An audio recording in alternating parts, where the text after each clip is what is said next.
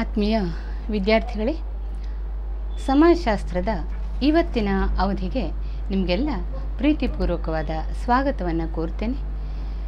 ಈ ಹಿಂದೆ ಕಲಿತಂತಹ ಎಲ್ಲ ವಿಷಯಗಳ 1 ಅಂಕದ 2 ಅಂಕಗಳ ಹಾಗೂ 5, 10 ಅಂಕಗಳ ಪ್ರಶ್ನೆಗಳಿಗೆ ಉತ್ತರವನ್ನು ಬರೆದಿದ್ದೀರಿ ಅಂತ ನಾನು ನಂಬುತ್ತೇನೆ. ಯಾಕೆಂದರೆ ನಿಮ್ಮ ಪುಸ್ತಕದಲ್ಲಿ ಪಾಠದ ತುದಿಯಲ್ಲಿ ಅಂಕಗಳನ್ನು ಕೊಟ್ಟು ಪ್ರಶ್ನೆಗಳನ್ನು ಕೊಟ್ಟಿದ್ದಾರೆ. ಆ ಪ್ರಶ್ನೆ ನೋಡಿಕೊಂಡು ನಾನು ಕಲಿಸಿದ ಪಾಠದ ಆಧಾರದ ಮೇಲೆ ಮತ್ತು ನಿಮ್ಮ ಪುಸ್ತಕವನ್ನು ರೆಫರ್ ಮಾಡಿ ಸಂದೇಹವಿದ್ದರೆ ನಿಮ್ಮ ಉಪನ್ಯಾಸಕರನ್ನು ಕೇಳಿಕೊಂಡು ಎಲ್ಲ ಪ್ರಶ್ನೆಗಳಿಗೆ ಉತ್ತರವನ್ನು ಬರೆದಿಡಿ ಮತ್ತು ಮನನ ಮಾಡಿಕೊಳ್ಳಿ. ಇವತ್ತು ನಾವು ಸಮಾಜಶಾಸ್ತ್ರದಲ್ಲಿ ಒಂದು ಹೊಸ ವಿಷಯದ ಬಗ್ಗೆ ಕಲಿಯೋಣ. ಸಮಾಜಶಾಸ್ತ್ರ ಅತ್ಯಂತ ದೀರ್ಘವಾದ ಇತಿಹಾಸವನ್ನು ಹೊಂದಿದ್ರೂ ಸಹ ಅತ್ಯಂತ ಇತ್ತೀಚಿನ ವಿಜ್ಞಾನ ಅನ್ನೋದನ್ನು ನೀವು ತಿಳ್ಕೊಂಡಿದ್ದೀರಿ ಹಿಂದಿನ ಅವಧಿಗಳಲ್ಲಿ. ಇತ್ತೀಚಿನ ವಿಜ್ಞಾನವಾಗಿಯೂ ಸಹ ಸಮಾಜಶಾಸ್ತ್ರ ತುಂಬ ತೀವ್ರವಾಗಿ ಬೆಳವಣಿಗೆಯನ್ನು ಹೊಂದುತ್ತಾ ಇದೆ.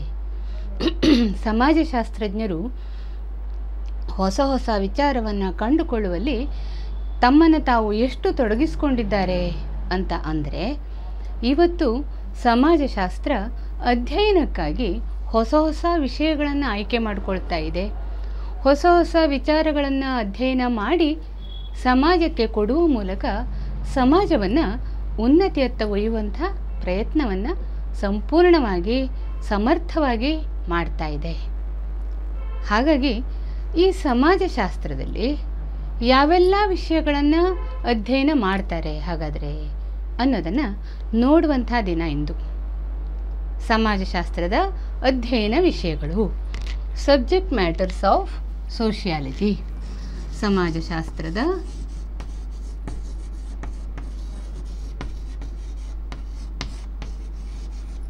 ಅಧ್ಯಯನ ವಿಷಯಗಳು.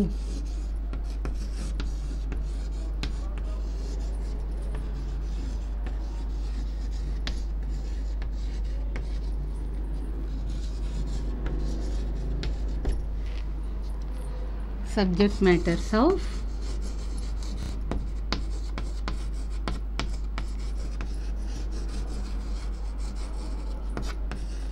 sociology.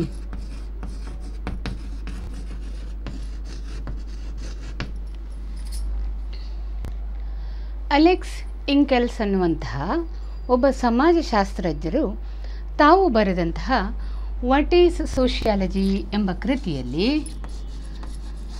ವಾಟ್ ಈಸ್ ಸೋಷಿಯಾಲಜಿ ನೋಡಿ, ನಿಮಗೆ ಪರೀಕ್ಷೆಯಲ್ಲಿ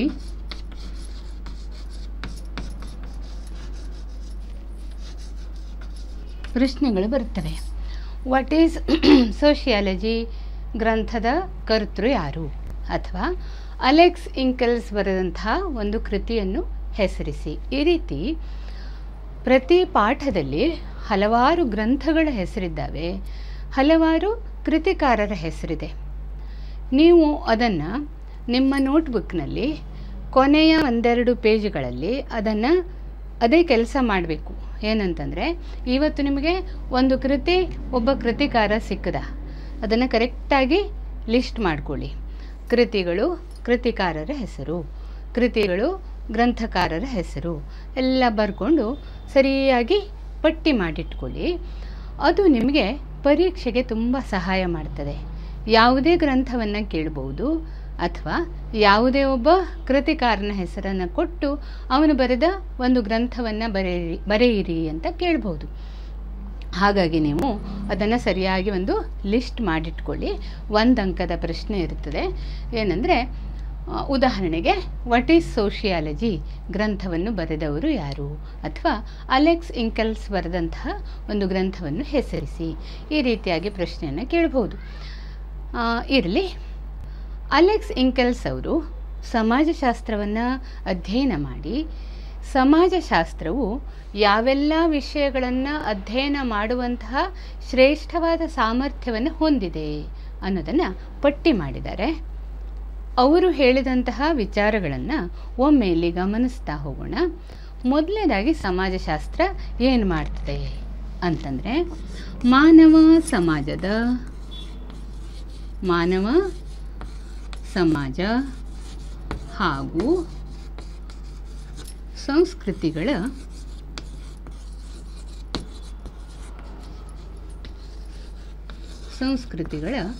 ಸಮಾಜಶಾಸ್ತ್ರೀಯ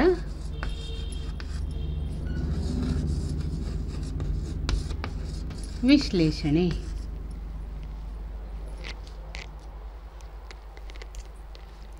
ಸಮಾಜಶಾಸ್ತ್ರೀಯ ವಿಶ್ಲೇಷಣೆ.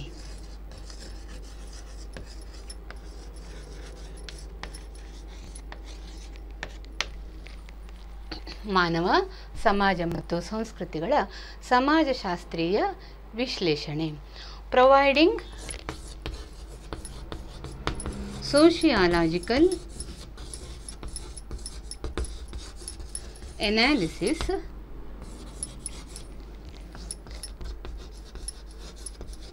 analysis of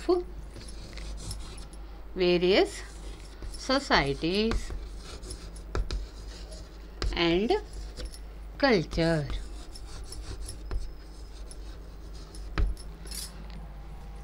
Societies and culture.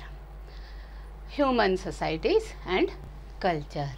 ಏನು ಮಾಡ್ತದೆ ಸಮಾಜಶಾಸ್ತ್ರ ಅಂದರೆ, ಸಮಾಜಶಾಸ್ತ್ರದ ಅಧ್ಯಯನದಲ್ಲಿ ಯಾವೆಲ್ಲ ವಿಷಯಗಳನ್ನು ನಾವು ಓದಬಹುದು, ಕಲಿಬಹುದು, ತಿಳ್ಕೊಳ್ಬಹುದು ಅನ್ನೋದನ್ನು ಇಲ್ಲಿ ನೋಡುವ.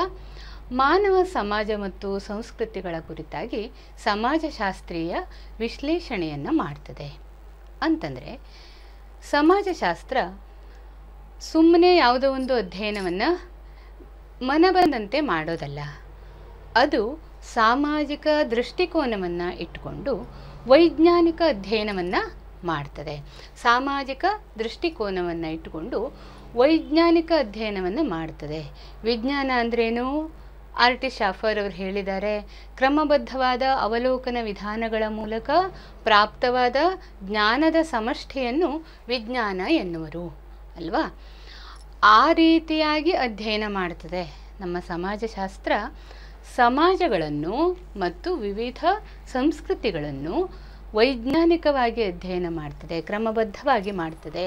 ಅವಲೋಕನ ವಿಧಾನಗಳನ್ನು, ಪ್ರಯೋಗಗಳನ್ನು ಅನುಸರಿಸಿ ಎಲ್ಲ ಜ್ಞಾನವನ್ನು ಒಟ್ಟುಗೂಡಿಸಿ ಒಂದು ನಿಶ್ಚಯಾತ್ಮಕವಾದಂತಹ ನಿರ್ಣಯವನ್ನು ಕೊಡುವ ಮೂಲಕ ಅಧ್ಯಯನವನ್ನು ಮಾಡ್ತದೆ.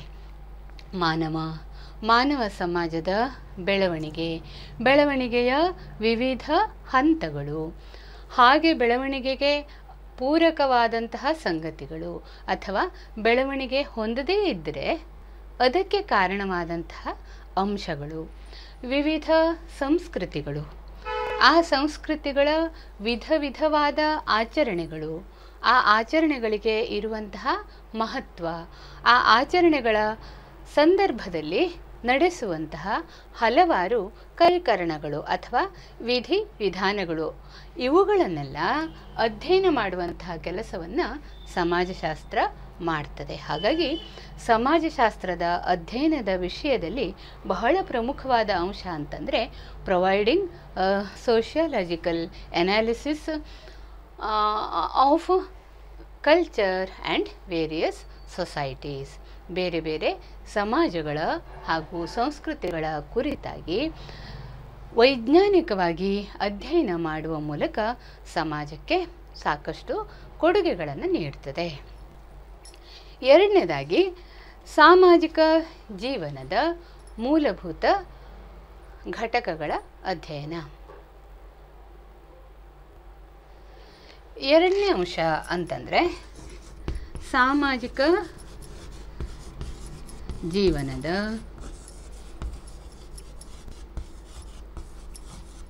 ಮೂಲಭೂತ ಘಟಕಗಳ ಅಧ್ಯಯನ.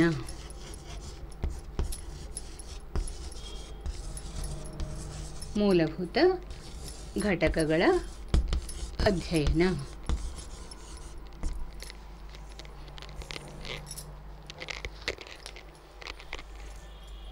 analyzing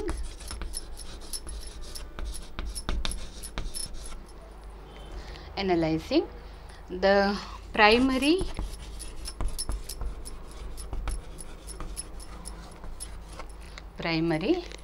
units of social life.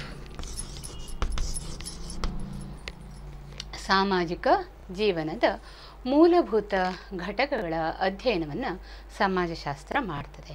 ಹಾಗಾದರೆ ಸಾಮಾಜಿಕ ಜೀವನದ ಮೂಲಭೂತ ಘಟಕಗಳು ಅಂದರೆ ಏನು ಅಂತಂದರೆ, ಒಬ್ಬ ಮಾನವನ ಅಥವಾ ಒಂದು ಸಮಾಜದ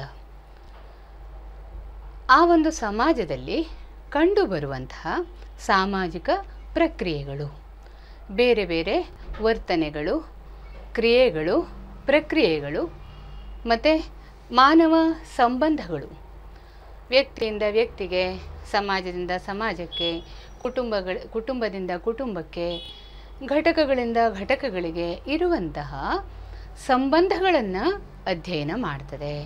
ಜೊತೆಗೆ ವ್ಯಕ್ತಿತ್ವ, ಮಾನವ ವ್ಯಕ್ತಿತ್ವದ ಬಗ್ಗೆ, ಒಟ್ಟಾರೆಯಾಗಿ ಸಮಾಜದ ಒಟ್ಟಂದದ ಬಗ್ಗೆ. ಅಲ್ಲದೆ ನಾವು ಹಿಂದಿನ ಅವಧಿಗಳಲ್ಲಿ ಕಲಿತಿದ್ದೇವೆ, ಒಂದು ಸಮಾಜದಲ್ಲಿ ಹಲವಾರು ಸಮೂಹಗಳು ಇರ್ತವೆ. ಈ ಸಮೂಹಗಳ ಬಗ್ಗೆ ಅದು ಅಧ್ಯಯನ ಮಾಡ್ತದೆ. ಹಾಗೆ ಗ್ರಾಮ, ನಗರ, ಆದಿವಾಸಿ ಸಮುದಾಯ ಮುಂತಾದ ಸಮುದಾಯಗಳ ಬಗ್ಗೆ ಅದು ಅಧ್ಯಯನವನ್ನು ಮಾಡ್ತದೆ. ನಮ್ಮ ಸಮಾಜದಲ್ಲಿ ಹಲವಾರು ಸಂಘಗಳಿದ್ದಾವೆ. ಆ ಸಂಘಗಳ ಕುರಿತಾಗಿ ಅದು ಅಧ್ಯಯನವನ್ನು ಮಾಡ್ತದೆ. ಹಲವು ಸಂಘಟನೆಗಳ ಕುರಿತಾಗಿ ಅಧ್ಯಯನ ಮಾಡ್ತದೆ. ಬಹಳ ಮುಖ್ಯವಾದ ಅಂಶ ಅಂದರೆ ಸಮಾಜಶಾಸ್ತ್ರ ಜನಸಂಖ್ಯೆಯ ಕುರಿತು ಅಧ್ಯಯನ ಮಾಡ್ತದೆ. ಜನಸಂಖ್ಯಾಶಾಸ್ತ್ರ ಏನು ನಿರ್ಮಿತಿಯಾಗಿದೆ ಅದರಲ್ಲಿ ಬರುವಂಥ ಅಂಶಗಳನ್ನು ಆಧರಿಸಿಕೊಂಡು ಸಮಾಜದ ಜನಸಂಖ್ಯೆಯ ಬಗ್ಗೆ, ಜನಸಂಖ್ಯೆಯ ಏರುಪೇರುಗಳು, ಗ್ರಾಮೀಣ ನಗರ ವ್ಯತ್ಯಾಸಗಳು, ಜನನ ಮರಣ ಪ್ರಮಾಣಗಳು, ಇವೆಲ್ಲವುಗಳನ್ನು ಅಧ್ಯಯನ ಮಾಡುವ ಮೂಲಕ ಸಮಾಜವನ್ನು ಪ್ರಗತಿಯತ್ತ ಒಯ್ಯುವಂಥ ಕೆಲಸವನ್ನು ಮಾಡ್ತದೆ. ಹಾಗಾಗಿ ಸಮಾಜಶಾಸ್ತ್ರದಲ್ಲಿ ನಾವು ಸಾಮಾಜಿಕ ಜೀವನದ ಮೂಲಭೂತ ಘಟಕಗಳನ್ನು ಅಧ್ಯಯನ ಮಾಡ್ತೇವೆ. ಈಗಾಗಲೇ ನಾನು ಹೇಳಿದಂತೆ ಸಾಮಾಜಿಕ ಪ್ರಕ್ರಿಯೆಗಳು, ಸಂಬಂಧಗಳು, ವ್ಯಕ್ತಿತ್ವ, ಗ್ರಾಮ, ನಗರ, ಆದಿವಾಸಿ ಸಮುದಾಯ, ಬೇರೆ ಬೇರೆ ಸಂಘಟನೆಗಳು, ಸಂಘಗಳು, ಇವೆಲ್ಲವುಗಳ ಬಗ್ಗೆ ಅಧ್ಯಯನ ಮಾಡುವಂಥ ಕೆಲಸವನ್ನು ಸಮಾಜಶಾಸ್ತ್ರ ಮಾಡ್ತದೆ. ಈಗ ಎರಡು ಅಂಶಗಳನ್ನು ಕಲ್ತ್ಕೊಂಡ್ರಿ. ಒಂದು, ಮಾನವ ಸಮಾಜ ಮತ್ತು ಸಂಸ್ಕೃತಿಗಳ ಸಮಾಜಶಾಸ್ತ್ರೀಯ ವಿಶ್ಲೇಷಣೆ ಮಾಡ್ತದೆ, providing sociological analysis of societies and culture ಅಥವಾ ಕಲ್ಚರ್ ಆ್ಯಂಡ್ ಸೊಸೈಟೀಸ್. ಮತ್ತು ಸಾಮಾಜಿಕ ಜೀವನದ ಮೂಲಭೂತ ಘಟಕಗಳ ಅಧ್ಯಯನ, analysing the primary units of social life. ಇವುಗಳನ್ನು ಅದು ಮಾಡ್ತದೆ ಸಮಾಜಶಾಸ್ತ್ರ. ಹಾಗೆ ಮಾಡುವ ಮೂಲಕ ನಮಗೆ ಹಲವಾರು ಮಾಹಿತಿಗಳನ್ನು ಸಮಾಜದ ಕುರಿತಾಗಿ ಕೊಡುತ್ತದೆ. ಅದರ ಮೂಲಕ ಹಲವು ನೀತಿ ನಿರೂಪಣೆಗಳನ್ನು ಮಾಡ್ತಾರೆ, ಯೋಜನೆಗಳನ್ನು ಕೈಗೊಳ್ಳುತ್ತಾರೆ, ಸಮಾಜವನ್ನು ಅಭಿವೃದ್ಧಿ ಪಥದತ್ತ ಒಯ್ತಾರೆ. ಹೀಗೆ ಸಮಾಜಶಾಸ್ತ್ರದ ಅಧ್ಯಯನ ವಿಷಯದಲ್ಲಿ ಈ ಎರಡು ಅಂಶಗಳನ್ನು ನೀವು ಗಮನಿಸಿದ್ರಿ. ಮುಂದಿನ ಅಂಶವನ್ನು ನೋಡೋಣ. ಮೂಲಭೂತ ಸಾಮಾಜಿಕ ಸಂಸ್ಥೆಗಳ ಅಧ್ಯಯನ. ಮೂಲಭೂತ ಸಾಮಾಜಿಕ ಸಂಸ್ಥೆಗಳ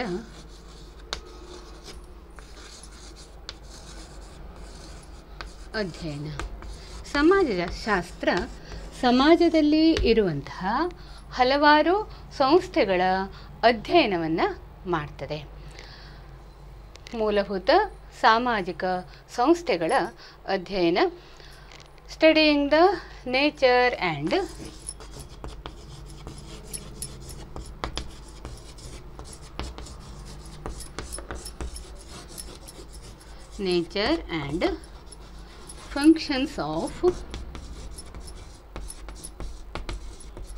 functions of social institutions.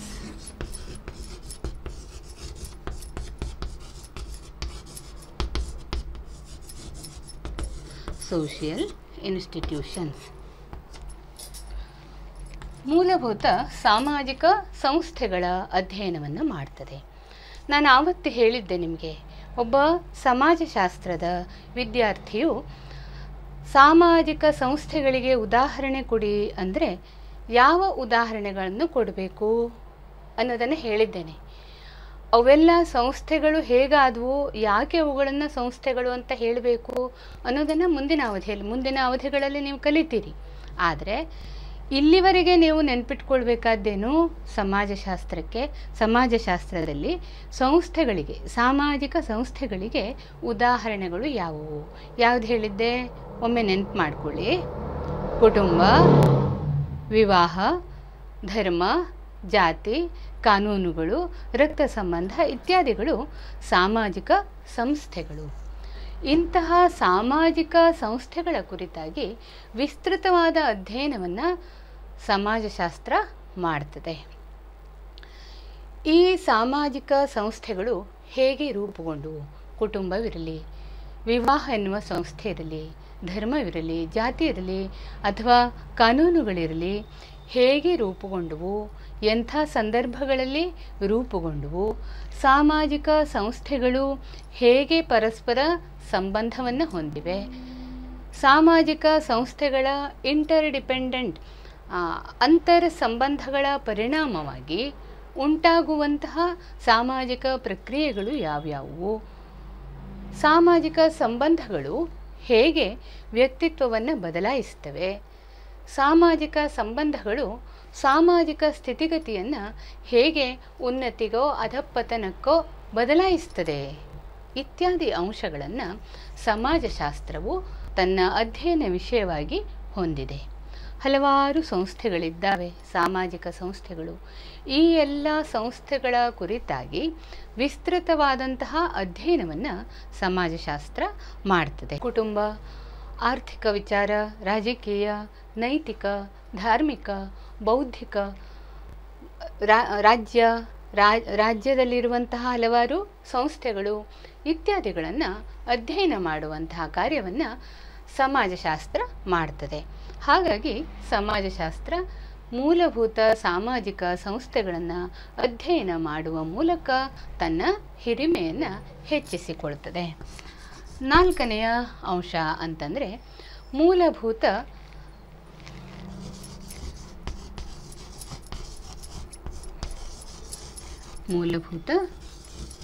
ಸಾಮಾಜಿಕ ಪ್ರಕ್ರಿಯೆಗಳ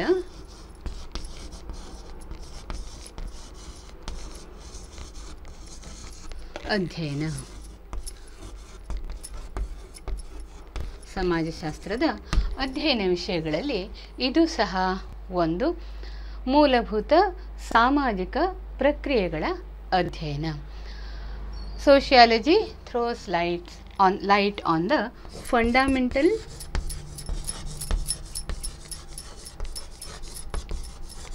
processes.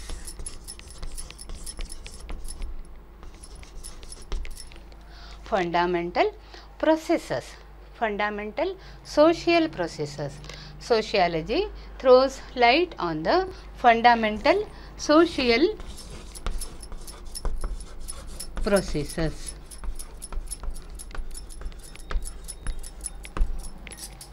ಮೂಲಭೂತ ಸಾಮಾಜಿಕ ಪ್ರಕ್ರಿಯೆಗಳನ್ನು ಅಧ್ಯಯನ ಮಾಡ್ತದೆ. ಹಾಗಂದ್ರೆ ಏನು ಮೂಲಭೂತ ಸಾಮಾಜಿಕ ಪ್ರಕ್ರಿಯೆಗಳು ಅಂತಂದರೆ? ಸಮಾಜದಲ್ಲಿ ಹಲವಾರು ಪ್ರಕ್ರಿಯೆ, ಪ್ರತಿಕ್ರಿಯೆಗಳು ದಿನನಿತ್ಯ ನಡೀತಾನೆ ಇರ್ತವೆ. ಉದಾಹರಣೆಗೆ ಸಂಘರ್ಷ,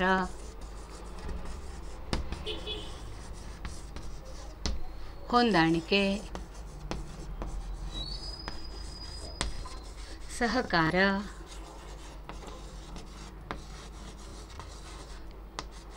ಸ್ಪರ್ಧೆ, ಸ್ವಾಂಗೀಕರಣ ಇವೆಲ್ಲ ಬೇರೆ ಬೇರೆ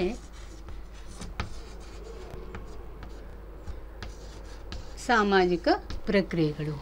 ಸ್ಪರ್ಧೆ, ಸಂಘರ್ಷ, ಸಹಕಾರ, ಹೊಂದಾಣಿಕೆ, ಸ್ವಾಂಗೀಕರಣ ಇವೆಲ್ಲ ಬೇರೆ ಬೇರೆ ಸಾಮಾಜಿಕ ಪ್ರಕ್ರಿಯೆಗಳು. ಇದರ ಜೊತೆಗೆ ಸಮಾಜದಲ್ಲಿ ಸಂವಹನ ಆಗ್ತದೆ, ಅಪವರ್ತನೆ ಆಗ್ತದೆ, ಅನುವರ್ತನೆ ಆಗ್ತದೆ, ಪರಿವರ್ತನೆ ಆಗ್ತದೆ. ಇಂಥ ಹಲವು ಪ್ರಕ್ರಿಯೆಗಳು ಸಮಾಜದಲ್ಲಿ ನಡೀತಾನೆ ಇರ್ತವೆ. ಈ ಎಲ್ಲ ಪ್ರಕ್ರಿಯೆಗಳಿಗೆ ಕಾರಣಗಳೇನು? ಈ ಎಲ್ಲ ಪ್ರಕ್ರಿಯೆಗಳ ಪರಿಣಾಮಗಳೇನು? ಈ ಪ್ರಕ್ರಿಯೆಗಳು ನೀಡುವ ಫಲಿತಾಂಶವು ಸಮಾಜದ ಮೇಲೆ, ಸರ್ಕಾರದ ಮೇಲೆ, ವ್ಯವಸ್ಥೆಯ ಮೇಲೆ ಏನೆಲ್ಲ ಪರಿಣಾಮವನ್ನು ಬೀರುತ್ತದೆ ಇತ್ಯಾದಿ ವಿಚಾರಗಳ ಕುರಿತಾಗಿ ಸಮಾಜಶಾಸ್ತ್ರ ಅಧ್ಯಯನವನ್ನು ಮಾಡ್ತದೆ. ನಾವು ದಿನನಿತ್ಯ ಕಾಣ್ತೇವೆ ಸಮಾಜದಲ್ಲಿ ಸ್ಪರ್ಧೆ ಇರ್ತದೆ. ಈಗ ನಿಮ್ಮ ನಡುವೆನೇ ಎಷ್ಟು ಸ್ಪರ್ಧೆ ಇದೆ, ಅವನಿಗಿಂತ ಹೆಚ್ಚು ಅಂಕಗಳನ್ನು ನಾನು ಓದಿ ಬರೆದು ಮನನ ಮಾಡಿಯೇ ಪಡೆಯಬೇಕು ಅನ್ನುವ ಸ್ಪರ್ಧೆ ಇರ್ತದೆ. ಆಟೋಟಗಳಲ್ಲಿ ಅವರನ್ನೆಲ್ಲ ಮೀರಿಸಿ ನಾನು ಮುಂದೆ ಹೋಗಬೇಕು, ನಾನು ಹೆಚ್ಚೆಚ್ಚು ಪ್ರಶಸ್ತಿಗಳನ್ನು ಪಡ್ಕೊಳ್ಬೇಕು ಅನ್ನುವ ಸ್ಪರ್ಧೆ ಇರ್ತದೆ. ಮತ್ತು ಸಮಾಜದಲ್ಲಿ ಹಲವಾರು ಸಂಘರ್ಷಗಳನ್ನು ಕಾಣ್ತೇವೆ. ಯಾವುದೋ ಇಬ್ಬರು ಧರ್ಮದ ಜನರ ನಡುವೆಯೋ ಅಥವಾ ಯಾವುದೋ ಎರಡು ವರ್ಗಗಳ ಜನರ ನಡುವೆಯೋ ಹಲವಾರು ಸಂಘರ್ಷಗಳು ನಡೆಯಬಹುದು. ವ್ಯಕ್ತಿಯ ನಡುವೆ ಸಂಘರ್ಷ ನಡೆಯಬಹುದು. ಸಮೂಹಗಳ ನಡುವೆ ಸಂಘರ್ಷ ನಡೆಯಬಹುದು. ಹಾಗೆ ಪರಸ್ಪರ ಸಹಕಾರದಿಂದ ಬದುಕನ್ನು ನಾವು ನಡೆಸ್ತೇವೆ. ನೀವೇ ತರಗತಿಗಳಲ್ಲಿ ಕಾಣ್ತೀರಿ, ಕೂತ್ಕೊಳ್ಳುವಾಗ ಅಕ್ಕಪಕ್ಕದ ವಿದ್ಯಾರ್ಥಿಯಿಂದ ಸಣ್ಣ ಪುಟ್ಟ ಅಸಹಕಾರ ಉಂಟಾದರೂ ನೀವು ಹೊಂದಿಕೊಂಡು ಪರಸ್ಪರ ಸಹಕಾರ ಮಾಡಿಕೊಂಡು ಹೋಗ್ತೀರಿ. ನಿಮ್ಮ ಹೋಮ್ವರ್ಕ್ ಪಟ್ಟಿಯನ್ನು ಬೇರೆಯವರಿಗೆ ಕೊಟ್ಟು ಅವರು ಅದರ ಉತ್ತರ ಬರೆಯಲಿಕ್ಕೆ ಪ್ರೋತ್ಸಾಹವನ್ನು ಕೊಡ್ತೀರಿ. ಸಹಕಾರ. ಆದರೆ ಅವರು ಸ್ವತಃ ವಿಚಾರ ಮಾಡಿ ಬರೆಯುವಂತೆ ನೀವು ಪ್ರೇರೇಪಿಸಬೇಕು. ಅದರಿಂದ ನಾಳೆ ಪರೀಕ್ಷೆಯಲ್ಲಿ ಬೇರೆಯವರ ನೆರವನ್ನು ಪಡೆಯದೆ ಅವನು ಸ್ವತಂತ್ರವಾಗಿ ಉತ್ತರಿಸಲಿಕ್ಕೆ ಆಗ್ತದೆ. ಸಹಕಾರ ಇರ್ತದೆ, ಹೊಂದಾಣಿಕೆ ಇರ್ತದೆ.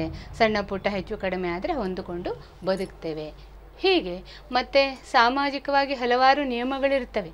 ಉದಾಹರಣೆಗೆ ರಸ್ತೆಯಲ್ಲಿ ಹೋಗುವಾಗ ನಾವು ಎಡದಿಕ್ಕಿನಲ್ಲಿ ಹೋಗಬೇಕು ಅನ್ನುವಂಥದ್ದು ಒಂದು ನಿಯಮ, ರಸ್ತೆಯ ನಿಯಮ.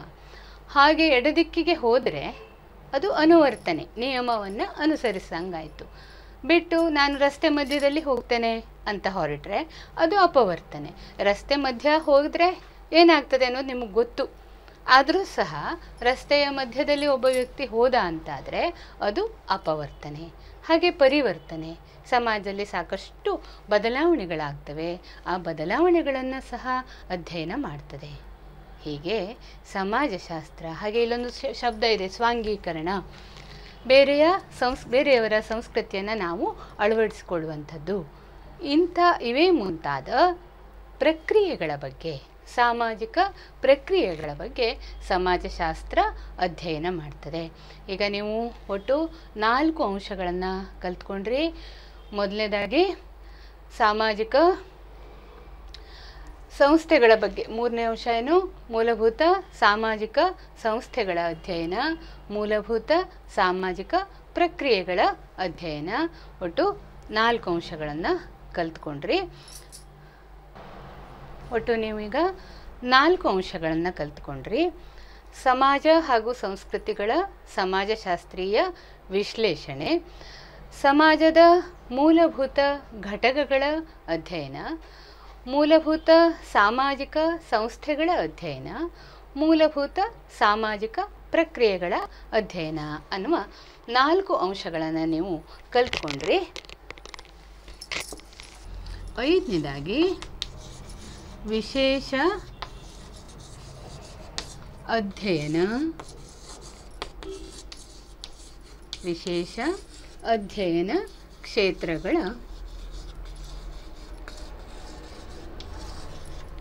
ಶೋಧನೆ. ವಿಶೇಷ ಅಧ್ಯಯನ ಕ್ಷೇತ್ರಗಳ ಶೋಧನೆ. Sociology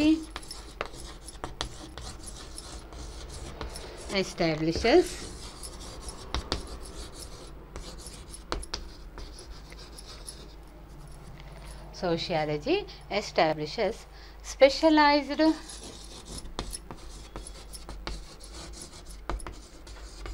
branches.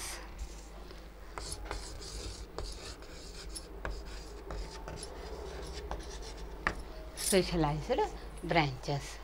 ಇದೇನು ಹಾಗಾದರೆ ಅಂದರೆ, ಸೋಷಿಯಾಲಜಿ ತುಂಬ ತೀವ್ರವಾಗಿ ಬೆಳವಣಿಗೆಯನ್ನು ಹೊಂದುತ್ತಾ ಇದೆ.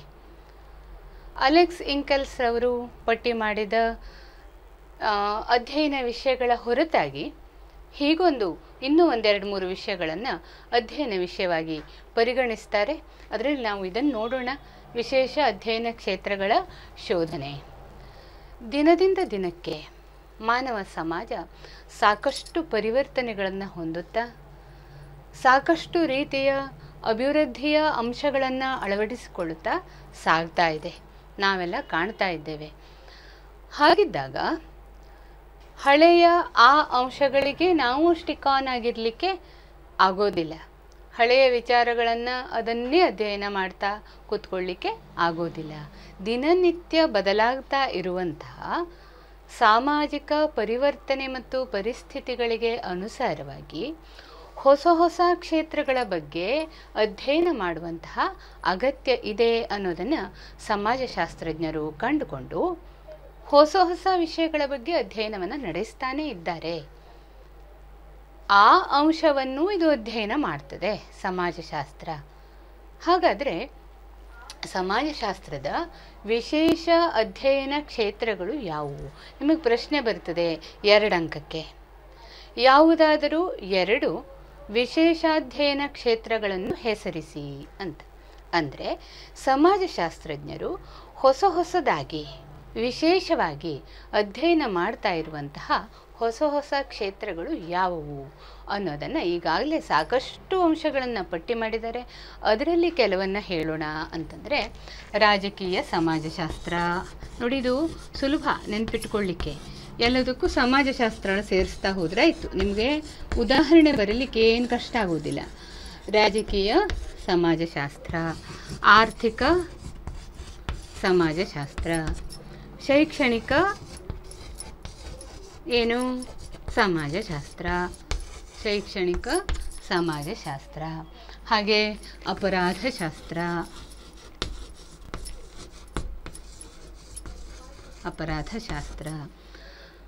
ಹಾಗೆ 21ನೇ ಶತಮಾನದಲ್ಲಿ ಹಲವಾರು ಹೊಸ ಕ್ಷೇತ್ರಗಳನ್ನು ಶೋಧನೆ ಮಾಡಲಾಗಿದೆ.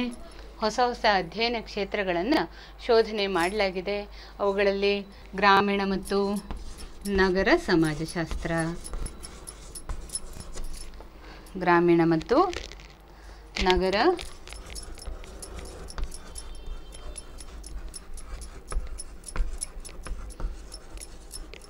ಸಮಾಜಶಾಸ್ತ್ರ, ಸ್ತ್ರೀ ವರ್ಗ,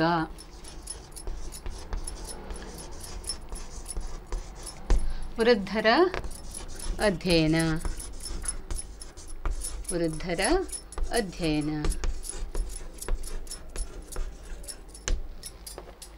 ಹೀಗೆ ಹಾಗೆ ಭಾರತೀಯ ಜಾತಿಗಳ ಬಗ್ಗೆ ಅಧ್ಯಯನ ಇರುತ್ತದೆ. ಭಾರತೀಯ ಜಾತಿಗಳ ಕುರಿತಾದ ಅಧ್ಯಯನ, ಭಾರತಕ್ಕೆ ಸಂಬಂಧಪಟ್ಟಂತೆ ಜನಸಂಖ್ಯೆಯ ಬಗ್ಗೆ ಜನಸಂಖ್ಯಾ ಸಮಾಜಶಾಸ್ತ್ರ, ಕೈಗಾರಿಕಾ ಸಮಾಜಶಾಸ್ತ್ರ. ನೋಡಿ, ನೀವು ಯಾವುದೇ ಶಬ್ದದ ಜೊತೆಗೆ ಸಮಾಜಶಾಸ್ತ್ರ ಅಂತ ಸೇರಿಸಿಬಿಡ್ಬೋದು. ಸೇರಿಸಿದರೂ ಆ ಎಲ್ಲ ಕ್ಷೇತ್ರಗಳ ಬಗ್ಗೆ ಅಧ್ಯಯನ ವಿಶೇಷ ಅಧ್ಯಯನ ಕ್ಷೇತ್ರವಾಗಿ ಸಮಾಜಶಾಸ್ತ್ರದಲ್ಲಿ ಅಧ್ಯಯನ ಮಾಡಲ್ಪಡ್ತದೆ. ಇಲ್ಲಿ ಮತ್ತೊಮ್ಮೆ ನೆನಪಿಸ್ತೇನೆ ನಿಮಗೆ, 2 ಅಂಕಗಳ ಒಂದು ಪ್ರಶ್ನೆ ಬರ್ತದೆ. ಸಮಾಜಶಾಸ್ತ್ರದ ಯಾವುದಾದ್ರೂ 2 ವಿಶೇಷ ಅಧ್ಯಯನ ಕ್ಷೇತ್ರಗಳನ್ನು ಹೆಸರಿಸಿ. ಕೈಗಾರಿಕಾ ಸಮಾಜಶಾಸ್ತ್ರ, ಆರ್ಥಿಕ ಸಮಾಜಶಾಸ್ತ್ರ, ರಾಜಕೀಯ ಸಮಾಜಶಾಸ್ತ್ರ, ಶೈಕ್ಷಣಿಕ ಸಮಾಜಶಾಸ್ತ್ರ, ಸಂಗೀತ ಸಮಾಜಶಾಸ್ತ್ರ ಇತ್ಯಾದಿಗಳನ್ನ ನೀವು ಹೇಳ್ಬೋದು. ಹಲವಾರು ಕ್ಷೇತ್ರಗಳ ಕುರಿತಾಗಿ ಅಧ್ಯಯನವನ್ನು ನಡೆಸ್ತದೆ ಸಮಾಜಶಾಸ್ತ್ರ. 21ನೇ ಶತಮಾನದಲ್ಲಂತೂ ಹೊಸ ಹೊಸ ವಿಷಯಗಳನ್ನು ಅಧ್ಯಯನ ಕ್ಷೇತ್ರಗಳಾಗಿ ಆಯ್ಕೆ ಮಾಡಿಕೊಳ್ಳಲಾಗಿದೆ. ಇಂಟರ್ಪರ್ಸನಲ್ ರಿಲೇಷನ್, ಅಂತರ್ವೈಯಕ್ತಿಕ ಸಂಬಂಧಗಳು, ವಿವಾಹ ಮತ್ತು ಕುಟುಂಬ, ಮ್ಯಾರೇಜ್ ಆ್ಯಂಡ್ ಫ್ಯಾಮಿಲಿ, ಜಾತಿ ವ್ಯವಸ್ಥೆ ಈಗಾಗಲೇ ನಾನು ಹೇಳಿದೆ.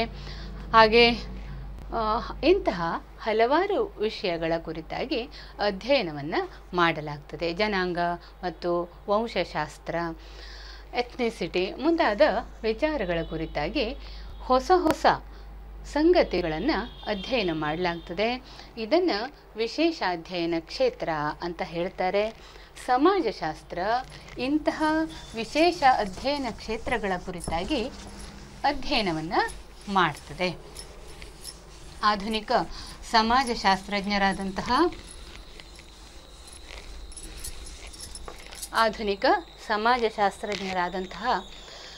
ಹೆರಲಂಬಸ್ ಮತ್ತು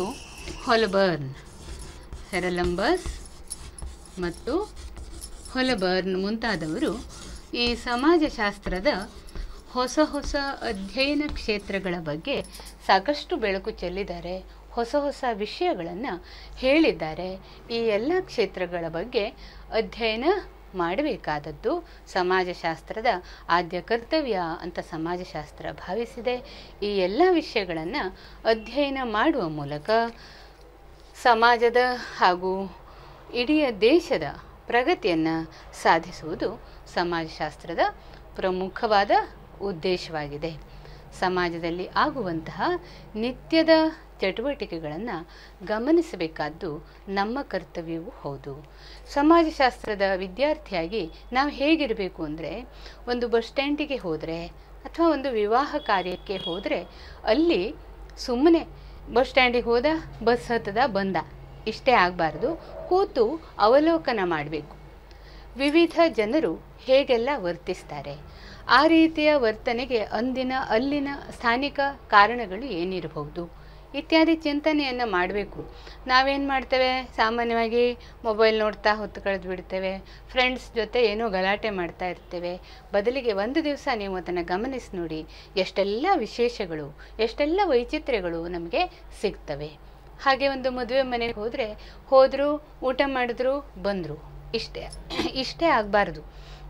ವಿವಾಹ ಕಾರ್ಯ ಅಂದ್ರೇನು, ಅಲ್ಲಿ ಯಾವೆಲ್ಲ ಧಾರ್ಮಿಕ ವಿಧಿವಿಧಾನಗಳನ್ನು ನಡೆಸ್ತಾರೆ, ಅಲ್ಲಿ ಊಟಕ್ಕೆ ಯಾವೆಲ್ಲ ವಿಶೇಷಗಳನ್ನು ಮಾಡಿದ್ದಾರೆ, ಅದು ಆ ಪ್ರದೇಶಕ್ಕೆ ಅನುಗುಣವಾಗಿ ಇದೆಯೋ ಹೇಗೆ, ಅಲ್ಲೇನು ಹೊಸತನ ಇದೆಯೋ ಹೇಗೆ, ಬಂದಂಥ ಜನರ ಪೋಷಾಕುಗಳು, ಡ್ರೆಸ್ಸು ಹೇಗಿದ್ವು, ವಧೂವರರು ಯಾವ ರೀತಿ ಡ್ರೆಸ್ ಮಾಡಿದ್ದಾರೆ, ಯಾವೆಲ್ಲ ಧಾರ್ಮಿಕ ಆಚರಣೆಗಳನ್ನು ಅಲ್ಲಿ ನಡೆಸಿದ್ದಾರೆ, ನಮ್ಮ ಧಾರ್ಮಿಕ ಆಚರಣೆಗಳು ಎಷ್ಟು ಶ್ರೇಷ್ಠವಾಗಿವೆ.